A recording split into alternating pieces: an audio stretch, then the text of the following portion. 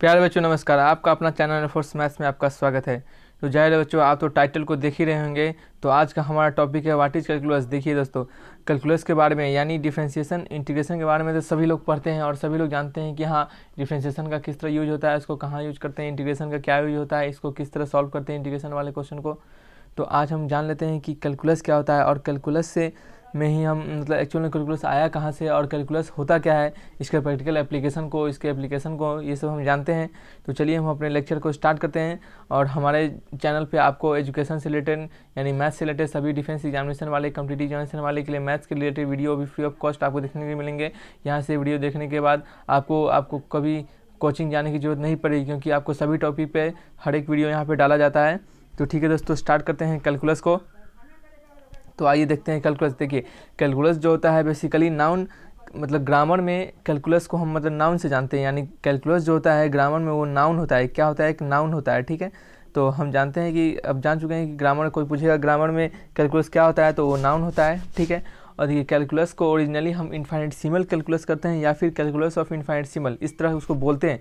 Generally लोग calculus बोलते हैं, लेकिन अगर कैलकुलस को जाना जाए तो कैलकुलस को कहा जाता है इनफाइनिटेसिमल कैलकुलस या फिर कैलकुलस ऑफ इनफाइनिटेसिमल। ठीक है, और इसका बेसिक डिफिनेशन के बारे में बात किया जाए तो कैलकुलस का डिफिनेशन कहता है कि ये मैथमेटिकली मतलब ये मैथमेटिक्स में ये डील्स करता है रेट ऑफ चेंजेस को, यानी कोई भी वस्तु या फिर कोई भी चीज़ किस रेट से चेंज करता है। जैसे एग्जांपल में देखिए, कोई भी फ्री फॉलिंग बॉडी यानी कोई भी बॉडी कोई ऊपर से गिर रहा है, किसी हाइट से गिर रहा है, तो उसका किस रेट से गिर रहा है। और मान लीजिए कोई गाड़ी अगर चल रही है, उसमें अगर बालू या फिर कुछ ऐसा सामान भरा हो, ठीक है, तो अगर वो सामान अगर उस गाड़ी से अगर नीचे गिर रही है तो फिर वो किस रेट से सामान गिर रहा है उस रेट को निकालेंगे। अगर मान लीजिए किसी नल से अगर पानी गिर रहा है किसी टैप में, तो किस रेट से वो गिर रहा है पानी, हम इसको निकालेंगे। या फिर किसी कंटेनर को उसमें अगर बेसमेंट पे या फिर मिडिल में या फिर कहीं पे भी उसको होल कर देते हैं और उसमें से पानी बाहर निकलता है, तो फिर किस रेट से निकलेगा। इसी टाइप के क्वेश्चन को हम कैलकुलस में पढ़ते हैं। अगर हिंदी में देखा जाए तो गति एक शाखा है जिसके अंतर्गत परिवर्तन की दर उदाहरणार्थ गिरती हुई वस्तु की गति का अध्ययन किया जाता है। ठीक है, तो समझ गएंगे। अगर हिस्ट्री ऑफ कैलकुलस के बारे में जाने तो गॉटफ्रीड लेबनिज और आइजैक न्यूटन ये एक मैथमेटिशियन थे जो कि 17th सेंचुरी के लगभग समझिए आप ये हिस्ट्री कैलकुलस के बारे में बताए थे। देखिए, जनरली कहा जाता है कि आइजैक न्यूटन ही फर्स्ट कैलकुलस के बारे में बताए थे, लेकिन जो लेबनिज थे, लेबनिज क्या किए थे, इसके नोटेशन के बारे में बताया था कि हाँ कैलकुलस को किस तरह नोटेट किया था, जो कि आज हम जनरल लाइफ में यूज करते हैं। अगर जो हम लोग यूज करते हैं जो क्वेश्चन बनाने में या फिर बहुत सारे एप्लीकेशन यूज करने में, वहाँ कैलकुलस को जो नोटेशन यूज करते हैं इंटीग्रेशन का साइन, वो कैलकुलस का लेबनिज ही दिए थे। कहा जाता है कि कैलकुलस के दो बेसिक टाइप होते हैं, मतलब दो ही टाइप के कैलकुलस होते हैं। उस दो टाइप में आपका आता है डिफरेंशियल कैलकुलस और इंटीग्रल कैलकुलस। डिफरेंशियल कैलकुलस हमें क्वांटिटी के रेट को बताता है, यानी कोई भी वस्तु किस रेट से जा रहा है या फिर गिर रहा है फिर क्या हो रहा है उस रेट को बताता है। और इंटीग्रल कैलकुलस बताता है कि वो रेट जो क्वांटिटी निकाला जा रहा है उस क्वांटिटी का वो कहाँ निकाला जाए। यानी कहने का मतलब हमें इंटीग्रल कैलकुलस एरिया के बारे में बताता है। अगर किसी चीज़ का एरिया निकालना हो तो हम इंटीग्रल कैलकुलस से निकालेंगे। देखिए, डिफरेंशियल कैलकुलस और इंटीग्रल कैलकुलस में जनरली डिफरेंशियल कैलकुलस जो होता है, देखिए डिफरेंशिएशन एक्चुअल का डिफरेंशिएशन का मीनिंग होता है किसी भी वस्तु को कितने टाइम्स डिफरेंशिएट किया जाए, यानी छोटा छोटा टुकड़े में बांटा जाए। लेकिन इंटीग्रल कैलकुलस को बताया जाता है कि उसी वस्तु को अगर हम जोड़ दें तो एक नया जो फॉर्म होगा, नया जो शेप मिलेगा हमको, वो आपका इंटीग्रल कैलकुलस के अनुसार आ जाता है। ये इंटीग्रेशन से आता है।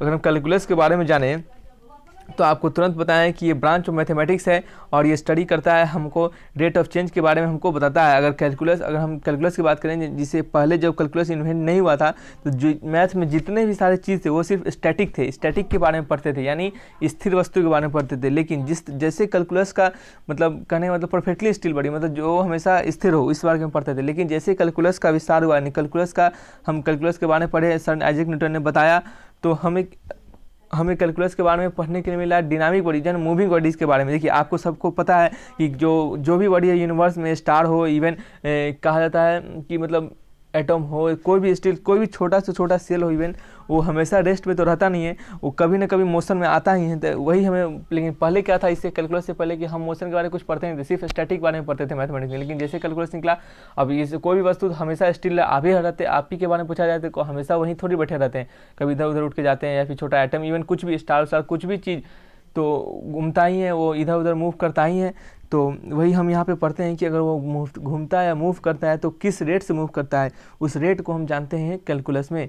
तो अगर कैलकुलस का एप्लीकेशन के बारे में देखा जाए, देखिए दोस्तों, देखिए ये वीडियो इसके लिए बनाया जा रहा है कि आप सभी कैलकुलस के बारे में जानें। सिर्फ इंटीग्रेशन डिफरेंशिएशन करने से ही ना कुछ नहीं होता है। अगर मैथ्स के बारे में जानना है तो कुछ बेसिक डिफरेंशिएशन भी जानना चाहिए और मैथ्स के बारे में जानना चाहिए, ठीक है। तो अगर हम एप्लीकेशन के बारे में जाने कैलकुलस के क्या एप्लीकेशन है तो एप्लीकेशन के बारे में जानते हैं। अगर देखिए 17th और 18th सेंचुरी में 17th और 18th सेंचुरी में जो कैलकुलस के बारे में मतलब किसी भी सेलर, कोई भी अगर सेलर जैसे नाविक होते थे, उनको पहले क्या था कि जब कैलकुलस नहीं था और अब कैलकुलस बाद में आने के कारण क्या क्या हुआ वो आपको बताते हैं। तो देखिए 17th और 18th सेंचुरी में जब कैलकुलस का बताया गया, कैलकुलस जो सर आइजैक न्यूटन और लेबनिज ने बताया कैलकुलस के बारे में, तो क्या हुआ कि नेविगेशन से रिलेटेड जो भी इशू थे, यानी नेविगेशन के बारे में मतलब विस्तार रूप से उसके बारे में आपको हम लोग को जानने के लिए मिला। जैसे किस तरह जानने के लिए मिला, कोई भी सेलर थे अगर वो नाव में जाते थे अगर, तो वो मून के पोजीशन के बारे में जानना चाहते थे एक्यूरेटली, तो हम कैलकुलस से वो जान पाते थे। और उसके जानने के साथ साथ हम अगर उसके कारण उसको एंगल मेजर कर लेते थे, किस एंगल पे हम एक्यूरेटली टाइम को मेजर कर पाते थे कि हम किस टाइम पे हैं। तो उस तरह सुविधा होता था सेलर्स को, नाविक को सुविधा होता था। इसके कारण वो कैलकुलस का यहाँ पे बहुत बड़ा योगदान रहा।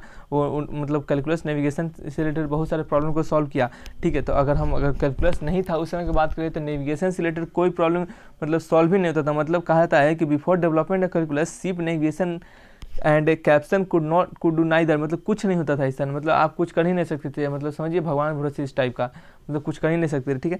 अगर प्रैक्टिकल एप्लीकेशन के बारे में बताया कैलकुलस के, तो कैलकुलस के प्रैक्टिकल एप्लीकेशन रियल लाइफ में बहुत सारे प्रैक्टिकल एप्लीकेशन अगर थोड़े से बारे में बताते हैं तो ये हमारा किसी भी मोशन को इंक्लूड करता है, इलेक्ट्रिसिटी के बारे में बताता है, हीट लाइट के बारे में बताता है। अगर एस्ट्रोनॉमी के बारे में बताया, एस्ट्रोनॉमी जानते हैं, एस्ट्रोनॉमियर्स के बारे में बताता है और एस्ट्रोनॉमर्स के बारे में, एस्ट्रोनॉमी के बारे में बताता है हमको। और कैलकुलस का अगर ग्राफिक कंप्यूटर विजन में देखिए, मतलब अगर इसका ग्राफिक देखिए, आपको आज के समय पता चलता है कि ऑटो जैसे कोई भी कार ऑटोमेटिकली चलता है, वो भी उसमें कैलकुलस का ही एप्लीकेशन होता है। ऑटोनोमस कार के बारे में, ड्राइविंग कार और फोटोग्राफी, आर्टिफिशियल इंटेलिजेंस, आज तो आर्टिफिशियल इंटेलिजेंस का जमाना आ गया है। आर्टिफिशियल इंटेलिजेंस के बारे में जानते हैं कितना प्रचलन रूप में है, मतलब अपने प्रचलन रूप में है। आर्टिफिशियल इंटेलिजेंस का यूज हो रहा है हर जगह।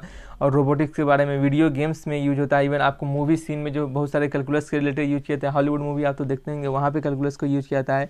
बहुत सारे कैलकुलस का एप्लीकेशन है। कैलकुलस का एप्लीकेशन तो रेडियो एक्टिव डीके में भी है, यानी अगर किसी भी वस्तु के देखिए रेडियो एक्टिव डीके से आप जानते हैं कार्बन ये कोबाल्ट 60 जो होता है, सॉरी कोबाल्ट 60 नहीं, कार्बन का जो डेटिंग करते हैं हम लोग रेडियो एक्टिव, तो उससे हम क्या डेथ और बर्थ और डेथ के बारे में निकालते हैं, वहाँ भी कैलकुलस का एप्लीकेशन होता है। रेडियो एक्टिव डीके में कैलकुलस का एप्लीकेशन होता है। आप ग्रेविटी के बारे में जानते हैं, न्यूटन जो ग्रेविटी दिया था लॉ, वहाँ पे भी कैलकुलस का एप्लीकेशन है। जानने प्लानिटरी मोशन, इसके प्लस प्लानिटरी मोशन था और बहुत सारे प्लानिटरी मोशन है जो प्लानट का मोशन के बारे में रिलेटेड जो भी प्रॉब्लम थे या फिर जो भी प्लानट के मोशन के बारे में हम जानकारी जानते हैं वो सब कैलकुलस के ही देना है, यानी कैलकुलस ही जानते हैं। और किसी भी फ्लूइड के फ्लो मतलब जानते हैं, स्ट्रीमलाइन फ्लो, जो भी टाइप के फ्लो होते हैं, 3-4 टाइप के फ्लो होते हैं, उन सब से रिलेटेड।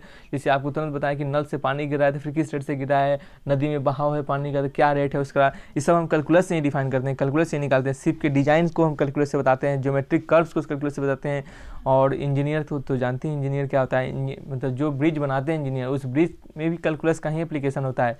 तो इतना चीज़ बारे में जान चुके हैं आप कैलकुलस के बारे में। एक्चुअल में कैलकुलस होता क्या है, इसका क्या एप्लीकेशन है। तो देखिए ये वीडियो एक्चुअल में आपको नॉलेज के पर्पज़ से बनाया गया है कि हाँ आप कैलकुलस के बारे में थोड़ा बेसिक नॉलेज रखें, जाने कैलकुलस होता क्या है। तो ठीक है दोस्तों, हमारा वीडियो लेक्चर अच्छा लगा तो लाइक कीजिए, कमेंट कीजिए, हमारे चैनल को सब्सक्राइब कीजिए।